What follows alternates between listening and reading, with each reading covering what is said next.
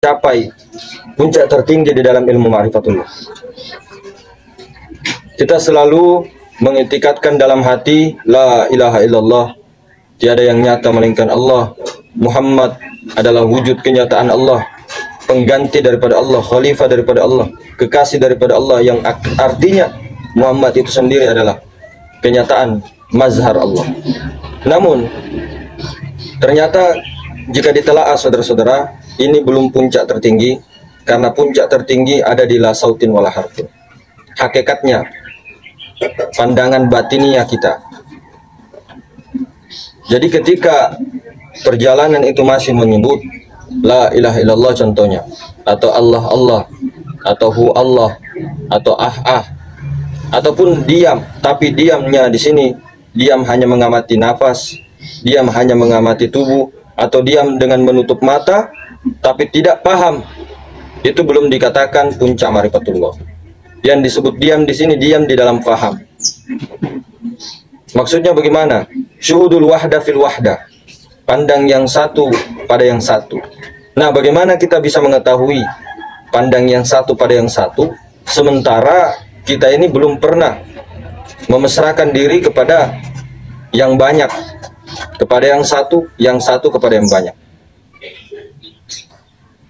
Jadi bolehlah kita dalam pandangan mata basyariah, ya, mata ini melihat alam bergerak, melihat semesta bergerak, namun dalam pandangan basiroh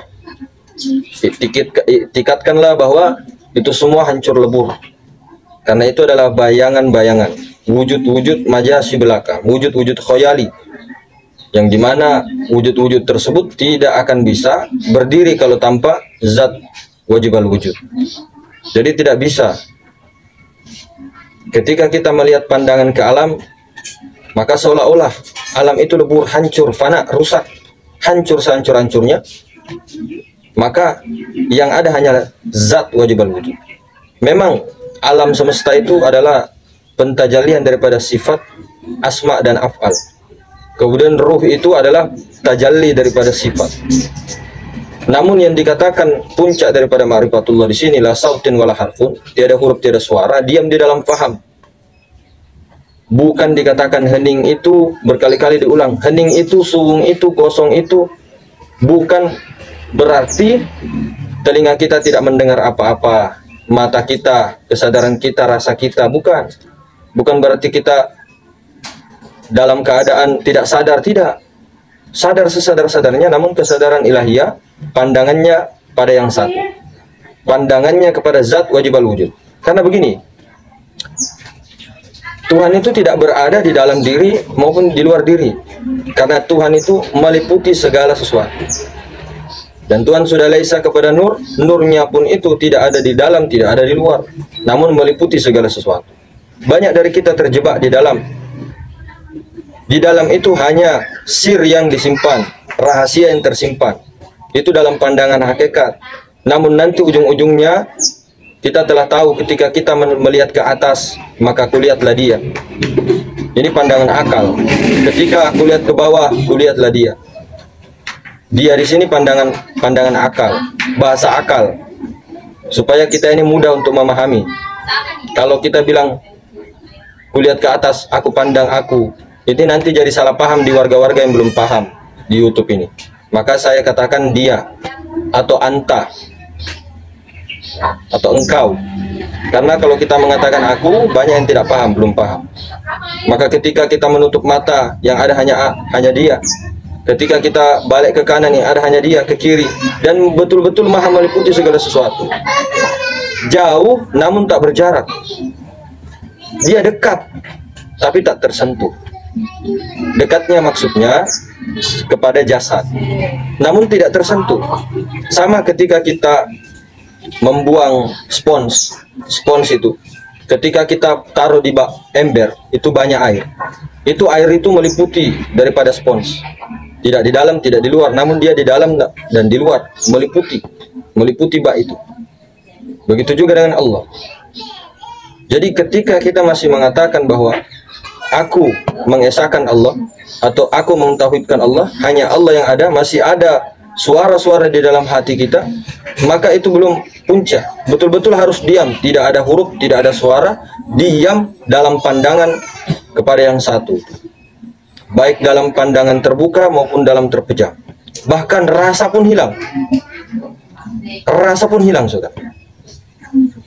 Memang perjalanan awal kita dalam meniti itu harus melalui rasa. Harus.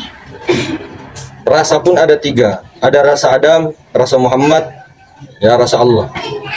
Rasa Adam itu rasa kepada jasmani. Contoh, kalau kita memakan gula, itu manis, itu rasanya ada di lidah. Ini rasa Adam.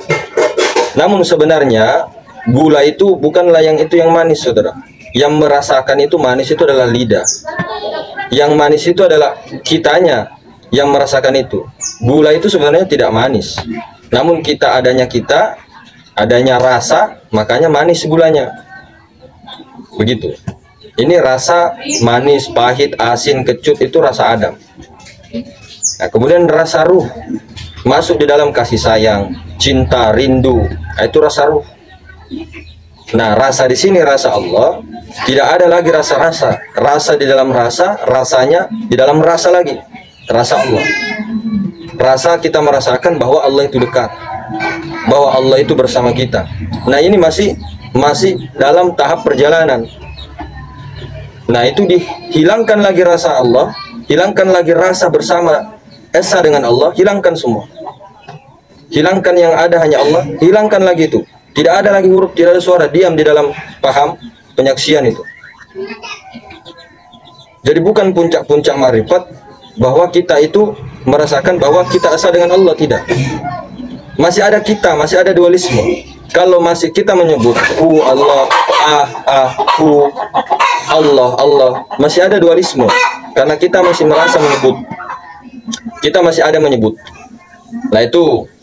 Namun ketika sampai di la sautin wala harfun, itu batinnya saja, pandangan batin, tidak di syariat.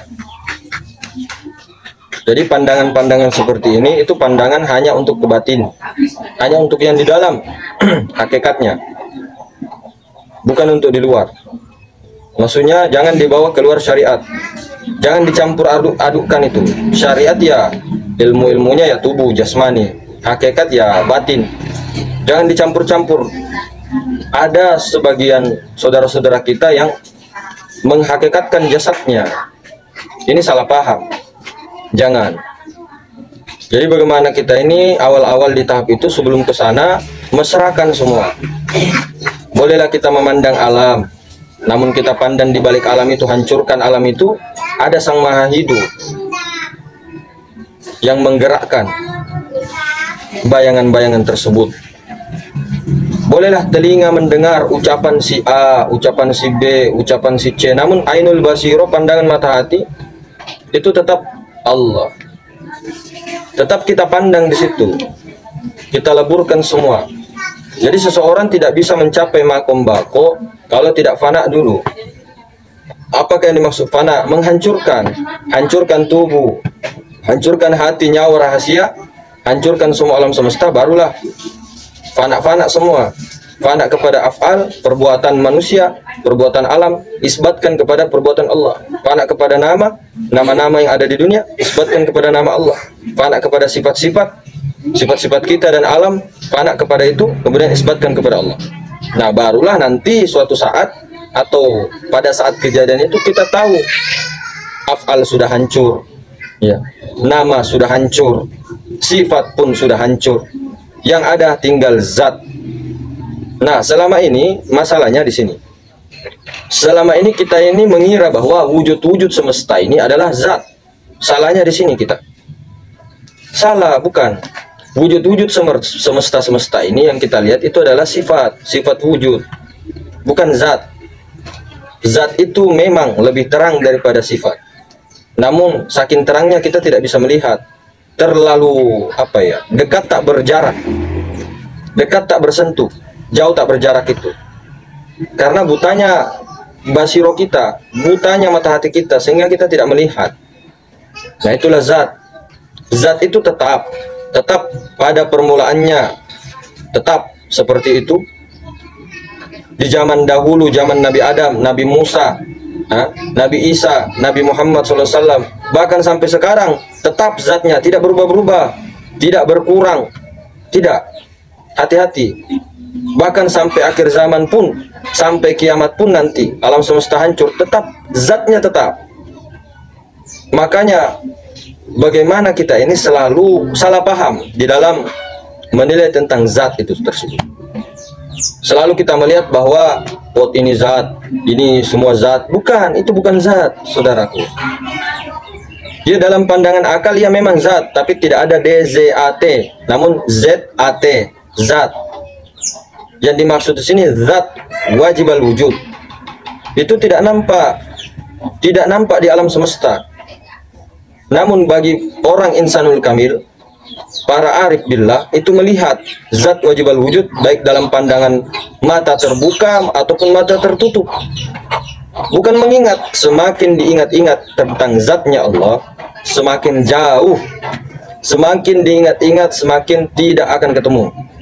Dan begini, bahkan banyak yang mengatakan ini perjalanan tariko. Ini saudara-saudara kita juga ada yang seperti itu, sebagian oknum. Ada orang-orang kita juga, orang-orang syariat, orang-orang selalu belajar di pondok pesantren dan sebagainya, ada. Itu mendustakan pertemuan dengan Tuhan di dunia. Itu kan sudah diancam dengan di Al-Quran itu. Barang siapa buta matanya di dunia, maka dia buta di akhirat. Katanya ketika kita ajal putus, ya, baru kita di akhirat, baru ketemu Tuhan. Tuhan yang mana kau mau temu di akhirat? Tuhan yang mana? Apakah kau mendustakan pertemuan dengan Tuhan di dunia? Disinilah tempatnya, saudara. Di sini alam syahadah, alam penyaksian. Apa gunanya syahadat itu? Apa gunanya syahadat itu? Kalau kita tidak tahu makna syahadat, hanya mengucap, Islam palsu namanya. Pahami itu nabi-nabi, Nabi Adam, Nabi Nuh, Nabi Hud, Nabi Soleh, Nabi Ibrahim, Nabi Musa, Nabi Isa, semua sampai Nabi Muhammad. Itu syahadatnya itu 2 kalimat syahadat. Asyhadu an la ilaha illallah wa asyhadu anna Muhammad Rasulullah. Nah, sedangkan di zaman Nabi Adam itu belum ada Nabi Muhammad. Nah, kenapa syahadatnya sama? Syahadat tauhid dan syahadat rasul. Karena Muhammad yang di sini yang dimaksud adalah Nur Muhammad. Kenyataannya, kenyataan sifatnya, kenyataan wujudnya Nur Muhammad. Nah, disimpanlah, ditanggullah rahasianya oleh manusia. Jadi ketika kita bersyahadat asyhadu an la ilaha illallah, nyawa ini naik saksi kepada sir, ya. Kemudian bersaksi bahwa tiada yang nyata melainkan Allah. Nah, kemudian si sir ini kemudian turun untuk menyaksikan bahwa Muhammad Rasulullah, Muhammad itu utusanku, Muhammad itu khalifahku, penggantiku. Nah, masuk lagi ke dalam, Muhammad itu aku. Asa memang sebenarnya begini, semua penglihatan yang kita lihat sekarang ini itu sebenarnya perbuatan Allah dengan Muhammad. Nah, Muhammad itu dia juga, hamba itu ya dia juga, Muhammad itu ya dia, bukan kita. Selalu kita merasa kita karena ada rasa Adam, rasa tercela, rasa iblis yang merasa melihat, merasa hidup, berkata-kata, itu rasa-rasa iblis, rasa tercela. Makanya berkali-kali ulama hakikat, ulama marifat katakan bahwa iblis itu adalah manusia yang tidak mengembalikan ataupun tidak menyerahkan diri, tubuhnya, hatinya, nyawanya, rahasianya kepada Sang Maha Hidup. Itulah iblis yang tidak mau mengakui khalifatullah. Maka jangan mendustakan pertemuan dengan Allah di dunia. Tuhan yang mana kau mau lihat di akhirat? Kalau kamu tidak kenal Tuhan di dunia, tidak akan kenal di akhirat. Tersesat, jadi hantu. Disinilah tempatnya, saudara. Bagaimana kita ini di sini betul-betul mengenal ma'rifat, disayangi oleh Allah, diperkenalkan oleh Allah, maka insya Allah tahu jalan pulang, tahu jalan kemana akan pulang. Tapi ketika kita ini sudah dikasih simbol, ya, diberikan peringatan oleh Allah, disayangi oleh Allah dengan cara dibanting sana sini, dihancurkan semua apa-apa yang kita miliki, kemelekatan, tapi kita tidak sadar juga masih buta mata hati ini, Maka lihat saja. Maka memang begini, rumus dunia itu, rumus alam semesta itu adalah ketika kita itu merasa bahwa kita ini susah, maka alam semesta merespon lebih susah lagi. Begitu juga 2 kali lipat, bahkan 3 kali, bahkan berpuluh-puluh kali lipat nanti di akhirat. Nah, disinilah surga-surga yang kita buat, neraka-neraka yang kita buat, yang terjadi sekarang ini. Maka ketika kita belum bisa menyerahkan semua, ya ada pertanyaan alam kubur itu ada. Man rabbuka, man nabiyuka, mad dinuka. Ada, jelas ada, itu tidak bisa dipungkiri. Tetap ada. Namun sebisanya jangan sampai sebelum masa kontrakan itu habis kita tidak memulangkan ataupun menyerahkan itu semua kepada Sang Maha Hidup. Sebenarnya begini, pada hakikatnya, pada sejatinya tidak ada yang sebenarnya yang harus dimatikan. Sebenarnya loh ya, kalau kita sudah paham. Memang kalau dalam perjalanan awal iya mematikan rasa Adam. Namun ketika ternyata sudah di puncak ataupun sudah mengetahui, dipahamkan oleh Allah, ternyata tidak ada yang dimatikan. Apanya yang mau dimatikan sementara hanya dia yang ada? Apanya yang mau diesakan sementara hanya dia itu telah esah sejak dahulu? Jadi ketika nanti perjalanan spiritual itu disampaikan oleh Allah, diperjalankan dan sampai kepada mi'raj, kepada Allah, pertemuan, sehingga dirinya lebur, keakuannya lebur, yang ada hanya akunya Allah, maka dia merasa sendiri. Sendirinya itu aku ini sendiri, akunya itu sudah bersemesta, meliputi segala sesuatu. Dia merasa menjadi ayam, dia merasa menjadi tukang becak, dia merasa menjadi langit. Dia hanya sebagai penyaksi. Dia merasa menjadi tumbuhan. Hanya sendiri, hanya sendiri. Sejak mulanya ada sampai sekarang hingga nanti, hanya sendiri. Dia merasakan aku ini hanya sendiri. Namun berbeda dengan kita yang baru jalan. Maka puncak-puncaknya ya ketika telah diperkenalkan Allah, zatnya wajibal wujud, yang bernama Allah itu yang laisa kamitslihi syai', pasti la sautin wala harfun. Tidak bisa berkata apa-apa, keluh lidah, kalla lisanahu. Keluh lidah, tidak bisa, tercengang-cengang. Bukan berarti kita menutup mata kemudian mengingat-ingat kembaran kita, tidak. Kembaran kita itu masih Nur Muhammad nyawa, saudara sedulur sejati, saudara Nur Muhammad itulah diri kita yang sebenarnya, diri sejati. Namun ada lagi yang sebenar-benarnya diri, yaitu al-haq, yaitu aku. Nah, perkataan aku ini pun nanti lebur, betul-betul hening, diam dan paham. Penyaksian daripada syuhudul wahdah fil wahdah. Ya, semoga kita semua tidak ada merasa untuk sampai atau rasa untuk cepat-cepat sampai. Itu adalah hijab semua. Merasa telah mengenal adalah hijab. Merasa untuk mau makom fana adalah hijab. Merasa untuk mematikan diri juga adalah hijab. Memang hanya ridho dan rahmatnya. Dan bahkan ketika kita sudah mengenal zat wajibal wujud, itu belum tentu diangkat menjadi wali. Yang diangkat menjadi wali itu 24 jam. Itu tidak putus. Tidak putus pandangannya daripada Allah. Melihat alam, dia melihat Allah. Hancur alam, lihat Allah. Semua tidak putus dalam 24 jam. Kalaupun lupa, dia mengkafirkan dirinya. Dia bertobat untuk kembali, dia beristighfar untuk kembali. Itulah wali Allah. Dan ciri-ciri yang paling utama di dalam Al-Quran telah dijelaskan oleh Allah melalui baginda Nabi, dan begitu pun dengan ulama-ulama kita. Ciri-cirinya itu ala awliya Allah la khaufun alaihim walahum yahzanun. Sesungguhnya wali-waliku, kekasih-kekasihku, tidak ada rasa takut kepada mereka dan tidak bersedih hati. Tidak ada rasa takut sedikit pun takut kepada kematian, takut kepada harta, takut kepada anaknya, takut kepada istri, takut kepada hilang jabatannya, takut daripada ini, takut daripada kehilangan ini, kehilangan itu. Tidak ada rasa sedikit pun, dan tidak ada rasa sedih, tidak ada rasa sedih sedikit pun. Itu kekasih Allah. Meskipun dia dibanting sana sini, dihina sana sini, tidak ada rasa sedih sedikit pun. Itulah ciri-cirinya. Dan Tuhan tahu sendiri kapasitasnya yang mau diberikan wadah suci itu, tajallinya. 24 jam bagaimana Allah Subhanahu wa taala memberikan warid kepada kekasihnya. Makanya sangat sedikit itu wali, Pak. 124.000 orang saja. Jadi ketika ada yang mengaku merasa itu batal, justru itu adalah aib. Karomah pun itu adalah aib. Kasyaf pun adalah aib.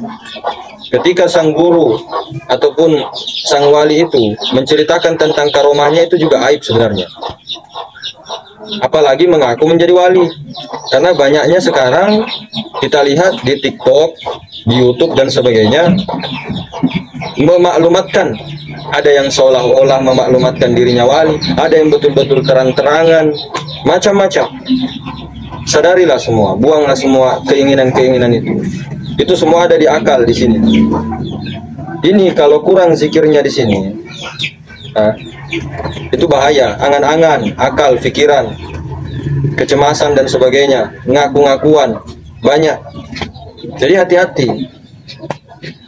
Untuk para pejalan juga, jika mau jalur Nur Muhammad, itu jalur Tor, jalur cepat, mesrakan diri dengan Nur Muhammad, tenggelam dalam Nur Muhammad, mesrakan terus. Kalau mau jalur-jalur tarekat, jalur toriko, saya sarankan pribadi mending langsung kepada guru-guru yang bersanad, guru-guru yang memang pernah diangkat untuk menjadi mursyid ataupun wakil mursyid kepada guru-guru sebelumnya hingga Rasulullah SAW. Yang mau jalur toriko lah ya, toriko muktabaroh.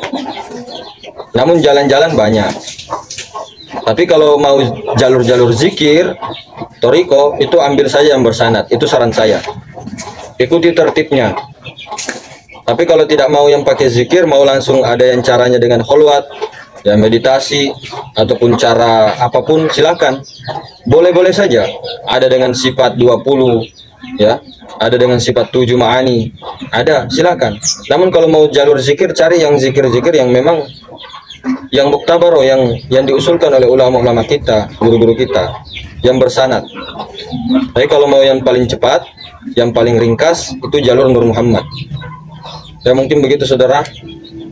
Lebih dan kurangnya, semoga kita semua tetap dirahmati Allah, dilindungi, berkah semuanya. Salam untuk subscriber Pangeran Cahaya. Assalamualaikum warahmatullahi wabarakatuh.